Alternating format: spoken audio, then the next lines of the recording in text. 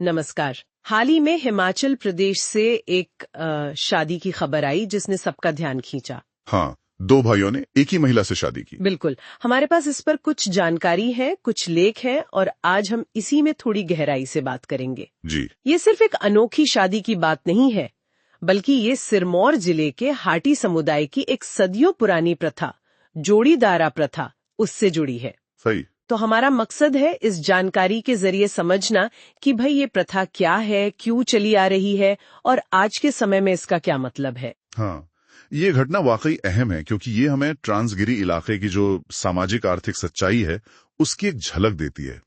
ये सिर्फ एक रस्म नहीं है बल्कि वहाँ के जीवन जीने के ढंग से जुड़ी हुई है। तो चलिए इस जानकारी के आधार पर इसके अलग अलग पहलू देखते हैं। तो सबसे पहले हुआ क्या था? जानकारी के मुताबिक ये जुलाई के महीने में हुआ शिलाई गांव में। हाँ, जुलाई में प्रदीप नेगी और उनके भाई कपिल नेगी। कपिल शायद बाहर काम करते हैं। हाँ, लिखा है कि वो विदेश में काम करते हैं। उन्होंने सुनीता चौहान से शादी की और ये सब खुले तौर पर हुआ है ना, कोई छिपी भी बात नहीं थी। नहीं, बिल्कुल नहीं, ये कोई गुप्त समारोह नहीं था।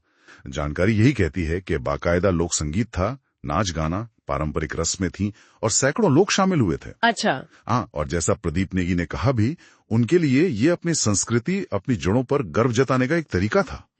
ये दिखाता है कि समुदाय इसे अभी भी अपनी पहचान का हिस्सा मानता है। बिल्कुल। तो ये जोड़ीदारा प्रथा जिसके तहत ये शादी हुई, ये असल में है क्या? थोड़ा और समझाएंगे इसे। हाँ, देखिए, इसे स्थानीय भाषा में जोड़ीदारा कहते हैं, कहीं कहीं जाजड़ा या उजला पक्ष भी कहते हैं। ये असल में भ्रातृ बहुपतित्व का एक रूप है। भ्रातृ बहुपतित्व मतलब जब दो या ज्यादा सगे भाई एक ही महिला से शादी करते हैं। जानकारी ये भी बताती है कि इसकी प्रेरणा कहीं न कहीं महाभारत की द्रौपदी और पांडवों के विवाह से भी ली जाती है। ओह अच्छा, महाभारत से कनेक्शन। हाँ, और अगर प्रैक्टिकल लेवल पर देखें तो पत्नी एक तय व्यवस्था के अनुसार भाइयों के साथ रहती है। और दिलचस्प बात यह है कि कानूनी तौर पर सबसे बड़े भाई को पिता का दर्जा मिलता है, लेकिन बच्चों के पालन पोषण की जिम्मेदारी वो सभी भाई मिलकर उठाते हैं। ये वाकई सोचने वाली बात है कि मतलब एक प्राचीन कथा का असर आज भी है। पर सवाल ये उठता है कि आज के जमाने में भी ये प्रथा क्यों चल रही है? जानकारी में क्या वजहें बताई गई हैं? हाँ, देखिए, सूत्रों के मुताबिक इसके पीछे कई ठोस सदियों पुराने कारण हैं। एक तो सबसे अहम है जमीन का बंटवारा रोकना। अच्छा, जमीन। हाँ, पहाड़ी इलाकों में खेत वैसे ही छोटे होते हैं, तो ये प्रथा जो पुश्तैनी जमीन है उसे भाइयों में बंटने से बचाती है। इससे वो आर्थिक रूप से थोड़े स्थिर रहते हैं। ठीक है। दूसरा कारण है पारिवारिक एकता, मतलब भाइयों में सहयोग, आपसी विश्वास बना रहता है, जो दूर दराज के मुश्किल पहाड़ी इलाकों में बहुत जरूरी है। हाँ, सही बात है, सपोर्ट सिस्टम। बिल्कुल। और तीसरा, ये एक तरह की सामाजिक सुरक्षा भी है। जैसे इस मामले में कपिल नेगी विदेश में है तो घर पर परिवार की देखरेख हो जाती है। और ये बात भी अहम है कि जानकारी के अनुसार सुनीता चौहान ने खुद कहा कि ये फैसला उनकी सहमति से, उनकी मर्जी से हुआ है। ये जानना जरूरी था। तो ये सामाजिक और आर्थिक वजहें तो समझ आती हैं, पर कानूनी तौर पर आज के कानून के हिसाब से ये कहाँ फिट होती है? क्या इसे मान्यता है? हाँ, ये थोड़ा पेचीदा मामला है। देखिए, जहाँ एक तरफ हिंदू विवाह अधिनियम आमतौर पर बहुविवाह, चाहे वो बहुपतित्व हो या बहुपत्नित्व, उसकी इजाजत नहीं देता। हाँ। वहीं हिमाचल प्रदेश के जो राजस्व कानून है वो कुछ आदिवासी समुदायों जैसे कि हाटी समुदाय, उनके लिए जोड़ीदारा जैसी प्रथाओं को कस्टमरी लॉ यानी रिवाजी कानून के तहत मान्यता देते हैं। अच्छा, यानी राज्य के कानून में जगह है। जी हाँ, और जानकारी ये भी है कि राज्य के उच्च न्यायालय ने भी इस आदिवासी रिवाज को कानूनी संरक्षण दिया है।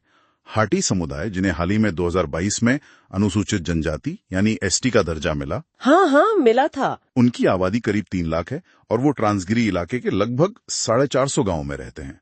तो कानूनी तौर पर इसे एक रिवाज के तौर पर अनदेखा नहीं किया गया है। ये कानूनी पहलू जानना वाकई महत्वपूर्ण था।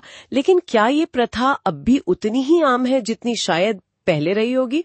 जानकारी क्या कहती है इस बारे में? नहीं, अब उतनी आम नहीं है। स्रोतों के अनुसार ये प्रथा अब धीरे धीरे कम हो रही है। अच्छा, क्यों? इसकी कई वजह हैं, जैसे शिक्षा का प्रसार हो रहा है, लोग शहरों की तरफ जा रहे हैं काम के लिए, लैंगिक समानता को लेकर सोच बदल रही है, आर्थिक हालात बदल रहे हैं। मॉडर्नाइजेशन का असर। बिल्कुल। तो अब अगर ऐसी शादियां होती भी हैं तो जानकारी ये कहती है कि ज्यादातर चुपचाप होती हैं, बिना ज्यादा शोर शराबे के। तो इसीलिए शायद प्रदीप और कपिल नेगी की ये सार्वजनिक शादी और भी ज्यादा ध्यान खींच रही है, क्योंकि अब ये आम नहीं रहा। हाँ, बिल्कुल। ये एक तरह से अपात जैसी हो गई आजकल। तो कुल मिलाकर अगर हम समझें तो हिमाचल की ये जोड़ीदारा प्रथा जमीन बचाने, परिवार को जोड़े रखने और एक तरह की सामाजिक सुरक्षा देने का एक पुराना तरीका रही है। इसे कुछ समुदायों में कानूनी मान्यता भी हासिल है, हालांकि अब ये धीरे धीरे कम हो रही है। सही कहा। और इस हालिया शादी में जो बात सामने आई कि ये आपसी सहमति और पारदर्शिता से हुई, ये भी एक अहम पहलू है। बिल्कुल, ये घटना हमें भारत की जो सांस्कृतिक विविधता है, जो परंपराओं की जटिलता है, उसकी याद दिलाती है और ये भी दिखाती है कि कैसे परंपराएं आधुनिकता के साथ कहीं न कहीं तालमेल बिठाने की कोशिश कर रही हैं। और हाँ, यहाँ एक बात सोचने वाली ये भी उभरती है कि जिस तरह से अब डिजिटल कनेक्टिविटी बढ़ रही है, अर्थव्यवस्थाएं बदल रही हैं, वो भविष्य में दूर दराज के समुदायों में ऐसी गहरी जड़ों वाली परंपराओं पर कैसा और कितना असर डालेंगी, ये एक सवाल है जिस पर शायद हमें आगे सोचना होगा।